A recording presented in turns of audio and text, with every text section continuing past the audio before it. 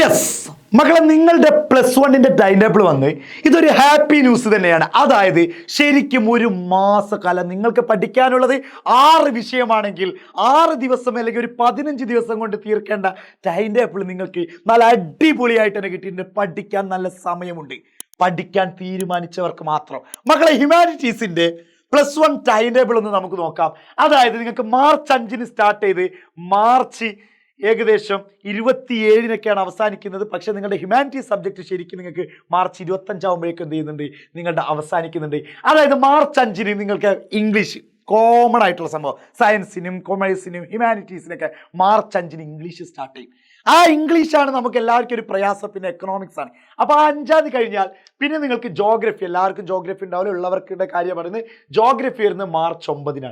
പിന്നെ നിങ്ങൾക്ക് വരുന്നത് മാർച്ച് 11 സെക്കൻഡ് ലാംഗ്വേജ് ആണ്. അപ്പോൾ സെക്കൻഡ് ലാംഗ്വേജ് പഠിക്കാൻ തന്നെ അത്യാവശ്യം, അതായത് ഈ ജോഗ്രഫി ഇല്ലാത്തവർക്കാണെങ്കിൽ സെക്കൻഡ് ലാംഗ്വേജ് പഠിക്കാൻ നല്ല സമയം കിട്ടിയിട്ടുണ്ട്. പക്ഷെ സെക്കൻഡ് ലാംഗ്വേജ് കഴിഞ്ഞാൽ ഹിസ്റ്ററി ഉണ്ട്. അപ്പോൾ മക്കൾ ഈ സെക്കൻഡ് ലാംഗ്വേജിന് എങ്ങനെയായാലും അത്യാവശ്യം നല്ല മാർക്ക് കിട്ടാറുണ്ട്. അപ്പോൾ ഈ ഫുൾ ഗ്യാപ്പുകൾ ഉണ്ടല്ലോ, അതായത് മാർച്ച് 5 കഴിഞ്ഞാൽ പിന്നെ മാർച്ച് 13 ഹിസ്റ്ററി വരുന്നത്. അപ്പോൾ ഇത്രയും ഗ്യാപ്പ് നിങ്ങൾ സെക്കൻഡ് ലാംഗ്വേജിന് കൊടുക്കാതെ സെക്കൻഡ് ലാംഗ്വേജിന് 2 ദിവസം 3 ദിവസം കൊടുത്തിട്ട് ബാക്കി ദിവസം കൂടി എന്ത് ചെയ്യുക, ഹിസ്റ്ററിക്ക് കൊടുക്കുക. പിന്നെ ഹിസ്റ്ററി കഴിഞ്ഞാൽ 2 ദിവസം മാത്രമാണ്, 16 തീയതിയാണ് പൊളിറ്റിക്സ് വരുന്നത്. പിന്നെ പൊളിറ്റിക്സ് കഴിഞ്ഞിട്ട് നന്നായിട്ട് എന്ത് ചെയ്യുന്നുണ്ട്, ഈ ദിവസങ്ങളുണ്ട്. അപ്പോൾ ഈ സോഷ്യോളജി കഴിഞ്ഞാൽ 1 ദിവസം മാത്രമാണ് എക്കണോമിക്സ് ലീവുള്ളത്.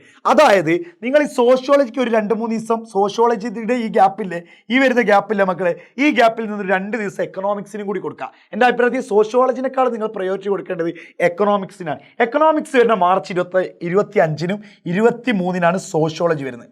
അപ്പോൾ മക്കൾ ഇത് കൃത്യമായിട്ട് മനസ്സിലാക്കണം. നല്ല വൃത്തിയുള്ള ടൈം ടേബിളാണ്. അടിപൊളിയായിട്ട് തന്നെ നിങ്ങൾ പഠിക്കുക, ഉഷാറാക്കുക. മക്കളെ, നിങ്ങൾ പഠിക്കാൻ തയ്യാറാണെങ്കിൽ നിങ്ങളെ പഠിപ്പിക്കാൻ കേരളത്തിലെ നമ്പർ 1 ഫാക്കൽറ്റീസ് അടങ്ങുന്ന എജുപോ ടീം സജ്ജരായിരിക്കുകയാണ്. എന്താണ് നിങ്ങൾ ചെയ്യേണ്ടത്? നിങ്ങളുടെ ആഗ്രഹമുണ്ടോ പഠിക്കാൻ? നിങ്ങൾക്ക് ഫുൾ മാർക്ക് വാങ്ങണം എന്ന് ആഗ്രഹമുണ്ടോ? എവിടെയെങ്കിലും നിങ്ങൾക്കൊരു താല്പര്യത്തിൻ്റെ ഒരു അംശം, ചെറിയ കനലെങ്കിലും മനസ്സിലിങ്ങനെ കെടാതിരിക്കുന്നുണ്ടോ? ആ കനൽ കെടാതെ തീ പോലെ നമ്മൾ ആളിക്കത്തിക്കാൻ വേണ്ടിയിട്ടാണ് പ്രീ ബൂസ്റ്റർ ബാച്ച് സെറ്റ് ചെയ്തിട്ടുള്ളത്. മക്കളെ, ഇപ്പം തന്നെ പ്രീ ബൂസ്റ്റർ, ഇനി ഒരു ആലോചനയ്ക്കും വേണ്ട. നമ്മൾ വളരെ കുറഞ്ഞ സമയം കൊണ്ട് ജനുവരി ആകുമ്പോഴേക്കും കംപ്ലീറ്റ് പോർഷൻസ് കംപ്ലീറ്റ് ചെയ്യും. നവംബർ അവസാനമാകുമ്പോഴേക്കും നമ്മുടെ ക്രിസ്മസ് എക്സാമിൻ്റെ പോർഷൻസ് കംപ്ലീറ്റ് ചെയ്ത് നിങ്ങളെ റിവിഷനും യൂണിറ്റ് ടെസ്റ്റുകളൊക്കെ എഴുതിപ്പിച്ച് മാർച്ച് 5 എക്സാം സ്റ്റാർട്ട് ചെയ്യുമ്പോൾ വളരെ ഹാപ്പി ആയിട്ട് ഞങ്ങൾക്ക് ഇനിയൊന്നും പഠിക്കാനില്ല എന്നുള്ള രൂപത്തിലേക്ക് നിങ്ങൾക്ക് പോകുന്ന അവസ്ഥയിലേക്ക് എത്തും. എല്ലാ മക്കൾക്കും മാർച്ച് 5 സ്റ്റാർട്ട് ചെയ്യുന്ന ഇംഗ്ലീഷ് എക്സാമോടുകൂടി സ്റ്റാർട്ട് ചെയ്യുന്ന +1 പബ്ലിക് എക്സാമിന് എല്ലാവിധ ആശംസകളും നമ്മളെ കൂടെ കൂടിക്കുക മക്കളെ. ഇത് ഹൃദയത്തിൽ കൈവച്ചുകൊണ്ട് പറയുന്നതാണ്. നിങ്ങൾ റിഗ്രറ്റ് അടിക്കില്ല, തല കുനിക്കേണ്ടി വരില്ല പാരൻസിൻ്റെ മുന്നിൽ.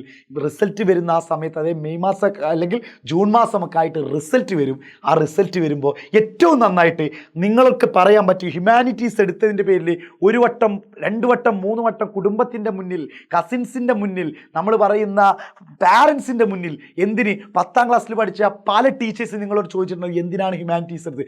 അവരുടെയൊക്കെ മുന്നിൽ നിങ്ങൾക്ക് പറയാൻ കഴിയണം, കണ്ടോ ഞങ്ങളുടെ മാർക്ക്, ഇതിനൊക്കെ തന്നെയാണ് ഞങ്ങൾ ഹ്യൂമാനിറ്റീസ് എടുത്ത്, ഇനിയും ഞങ്ങൾ ഉയരങ്ങളിലേക്ക് എത്തും. മക്കളെ, നിങ്ങളെ വലിയൊരു നിലയിൽ എത്തിക്കാൻ വേണ്ടി തന്നെ. കാരണം എവിടെ ഹ്യൂമാനിറ്റീസ് ട്യൂഷനും ഒന്നും കൊടുക്കുന്നില്ല.